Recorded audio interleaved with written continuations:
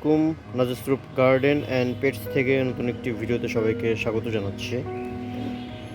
ছাদ বাগানে আসতে না আসতেই যেটা আগে নজরে পড়লো সেটা হচ্ছে আমার যে অল টাইম ভ্যারাইটি ম্যাঙ্গো আম গাছটি আছে। আজকে দেখি একটা আম কিন্তু অলরেডি পেকে নিচে পড়ে আছে। তো যাই হোক, প্রতি বছরই আমি চেষ্টা করি আম গাছগুলোতে প্রতিটা ফলের সাথে পলি লাগায় দেওয়ার জন্য, কারণ আমার তো আর ওই ব্যাগগুলো আপাতত কালেক্ট করা নাই, তো যাতে আমগুলো পড়ে ওই পলির ভিতরে ঝুলে থাকে।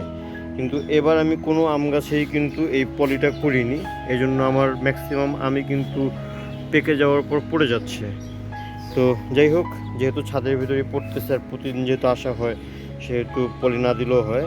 পলি দিলে একটা সুবিধা, আমগুলোর কালার ভালো থাকে, কোনো ধরনের পোকার আক্রমণ হয় না, এই একটা সুবিধা।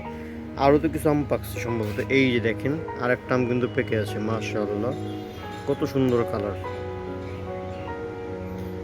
তো এই গাছে কয়েকটা রিভিউ কিন্তু করা হয়েছে, কিন্তু সেটা হচ্ছে ফল আসার আগে, মুকুল ধরা পর্যন্ত রিভিউ করা হয়েছে। তারপর আর কোনো আলাদাভাবে কোনো রিভিউ করা হয়নি বা করতে পারিনি, হয়তো সময়ের অভাবেও পারিনি। তাছাড়া প্রতিদিনই কম বেশি আমার এই চ্যানেলে কিন্তু ভিডিও যাচ্ছে, আর ভিডিওতে কিন্তু আমি দেখাচ্ছি, এজন্য আর স্পেসিফিকভাবে ভিডিও করার প্রয়োজন হয়নি। তো যাই হোক, আজকে যেহেতু একটা আম পড়ে আছে, আজকে কোনো ভিডিও করার ইচ্ছে ছিলও না, কিন্তু যেহেতু আমটা পড়ে আছে, এই আমটা আপনার সাথে শেয়ার করার ব্যাপারে কিন্তু ভিডিওটা করা। আর এই ভিডিও করার উদ্দেশ্যে একটা ভিডিও আজকে নতুন করে করা হলো, সম্পূর্ণ এই অল টাইম ম্যাঙ্গো বা লেট ভ্যারাইটি ম্যাঙ্গোর ব্যাপারে। যাই হোক, দুটো আম আজকে আমরা এখান থেকে পাবো। আমি আমগুলো একটু পরে হারভেস্ট করব। আর যেহেতু একটা আম পড়ে গেছে, এটা তো পড়েই গেছে, আর যে আমটা আমরা এখান থেকে এখন হারভেস্ট করব, ওইটার হারভেস্টটা নর্মালি করব।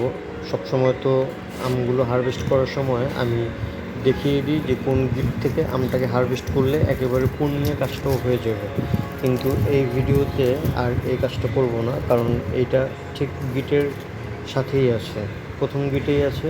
তো এটা এখান থেকে জাস্ট আমটা কি বলে টান দিলেই হয়ে যাবে, এখানে আর কোনো গিট কাটার কিছু নাই। ফ্রেশ ফ্রুট, একেবারে গাছ পাকা আম। তো যাই হোক, ভালো লাগলে অবশ্যই লাইক করবেন, নতুন হয়ে থাকলে অবশ্যই চ্যানেলটি সাবস্ক্রাইব করবেন।